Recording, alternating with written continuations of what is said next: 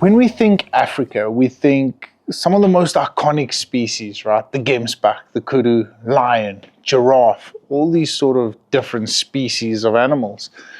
But we tend to forget a lot of the animals that paved the way for hunting as a conservation tool.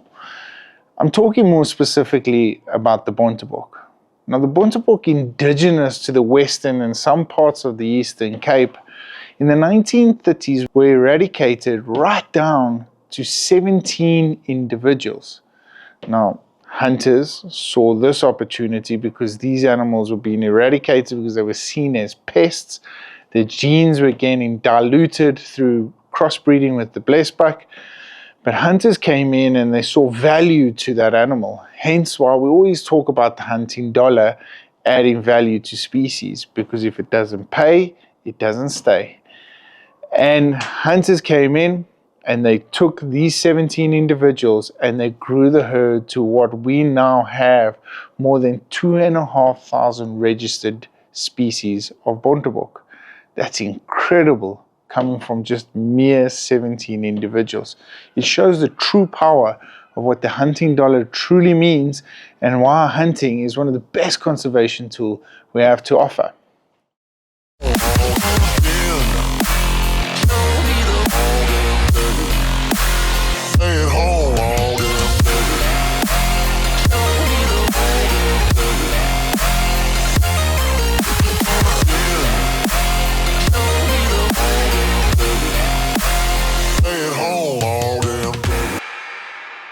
Now, Bontebok have been indigenous to the Western and some parts of the Eastern Cape, and hence why it's become such an iconic species to hunt down on the eastern shorelines of South Africa. My safari adventures have taken me all over the world, but it's in my hometown that I'm afforded the fortunate opportunity to head out and hunt one of the hunting conservation icons of South Africa, the Bontebok. With just a stone throw drive outside of Queenstown, I'm heading into a place that has conserved these animals for more than a decade, not even putting any sort of pressure on them. Of course, we know some of the rules and regulations that it takes to export these species across the pond. However, for us local hunters, it affords us the opportunity to hunt one of the most iconic species in the hunting conservation pattern. It's the middle of August and hunting conditions aren't always ideal. Because it's the drier month, feeding patterns, drinking patterns, and conditions underfoot, and we get a dreaded bergwind sweeping through our province every now and then, and it tends to arrive around about 10 o'clock. It's this hot wind that sweeps across the valleys and often turning in direction, making hunting that much more challenging once you drop down off the mountaintops or vantage points into these valleys and start working your plan of action. The Eastern Cape landscape has got to be some of the most beautiful landscape out there in South Africa. It offers you so many different varieties. One minute you can be scouting the vantage points on the top of a little peak, while you drop down into a wash-away riverbed that's been dry and will only pick up with water in the coming months. It affords you so many unique opportunities to stalk these animals, and hence adding to the moment and the momentum that you have down there. And every step is a calculated step, but every step is also 1 inch closer to grabbing your prized animal. So one of the biggest things about hunting Bontebok is trying to get a vantage point. You want to try and get yourself into as much of a beneficial position as much as you can, so that you can advance on them and you can stalk them correctly in amongst these thorn trees. And it's one thing to spot them out, and it's one thing to spot a good ram to be able to hunt. But the next thing is trying to find your direction through this absolute jungle of thorn trees down there. You can get so disorientated, but it's part of the fun of hunting. This is why we do what we do. Your primal instincts kicking. But initially what I like to try and do is get myself a point of reference, and I keep on that direction. Down below we've got some power lines that I'll keep into focus and make sure that I've got them in sight at all times, just so that I don't get disorientated on them, especially when you're chasing one specific animal.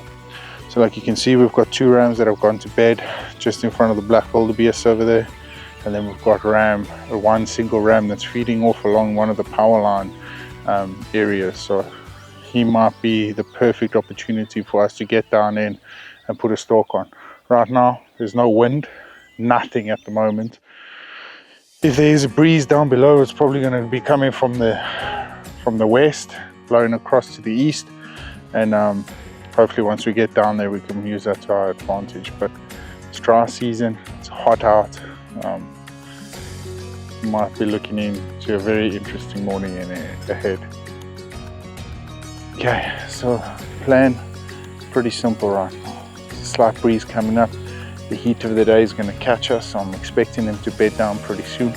But we're going to drop down in this valley, try and get within in range as we work our way through this massive mess of acacia trees. Like I said, keeping landmarks. There's a copy I'm going to be using for reference, and of course power lines down below. So hopefully Lady Luck is on our side.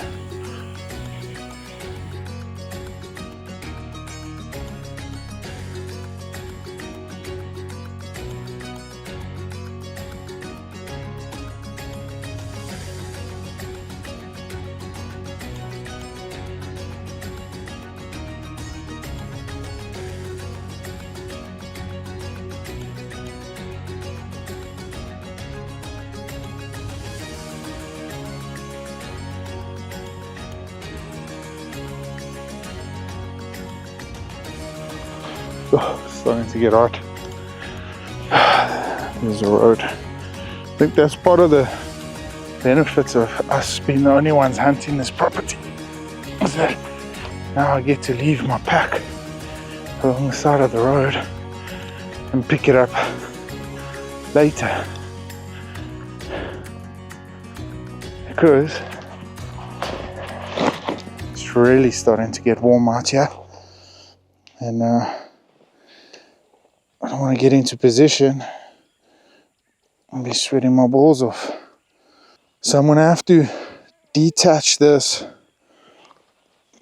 when I get closer, because I've set my stabilizer up for this hunt so that my wrist doesn't fall to the right. I was shooting a bit right on the target, and I realized that it was the weight pulling me across after the shot. So yeah, this quiver's got to go. We're going to leave that here in the shade. That already seems a couple of pounds lighter.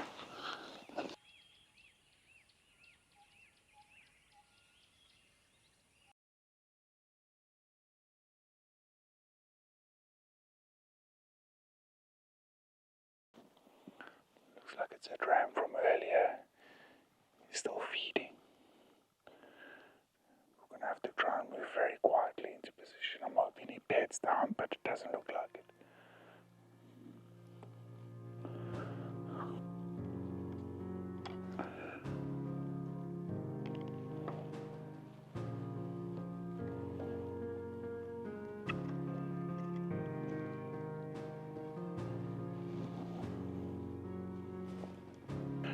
He's feeding across, so I'm going to leave you behind.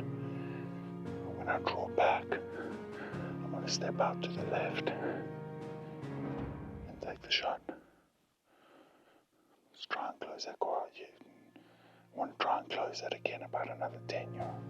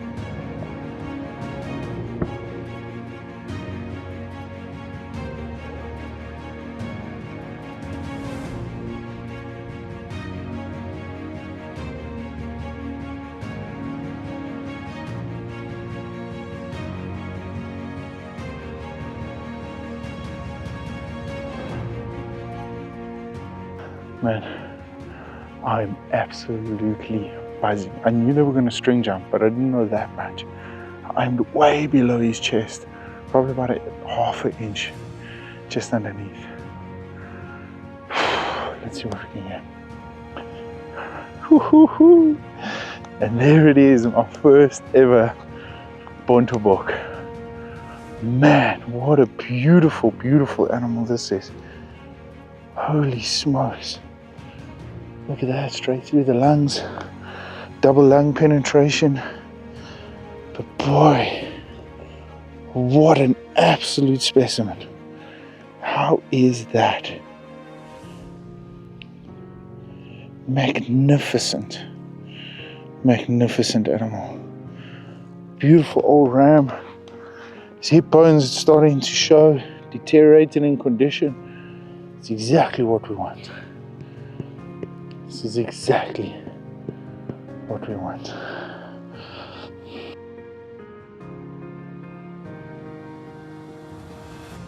Hunting Bontebok for me is not just any other species. It's one of the most iconic species when it comes to conservation. We've learned now that thanks to the hunting dollar, and its proof is in the pudding, right? And when I see the vast majority or the vast amount of animals that we've walked across that have a story behind their legacy and why they get to roam these plains once again and in strong numbers, is a true testament to what hunting really brings to the table as conservation. And I'm often met and I'm conflicted by thoughts is when we overcome certain challenges and when we are out in the bush and we do unfortunately don't take the smaller things for granted and we oversee our natural purpose or some of the important reasons why we became hunters in the first place, I often feel a little bit helpless or pushed back, lost. But when I look at what the generations previously have done and how they have managed the herds for myself and fellow hunters out there to be able to enjoy it today, that is a true testimony of why hunting is so important in this ever-changing world we chase and in this ever-changing environment we create as humans.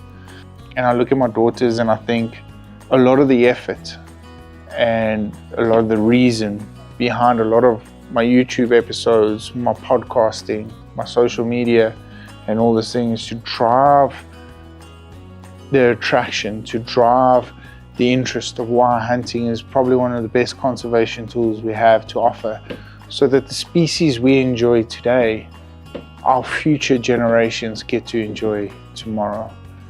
And for me, that is probably one of the most important aspects that we can take as hunters, because there's key elements to that. It's empathy, moral, and conservation. And I think if we can stick to some of those key points, hunting, conservation, and the species we love are in a very, very good place and in good hands. And I look forward to the future.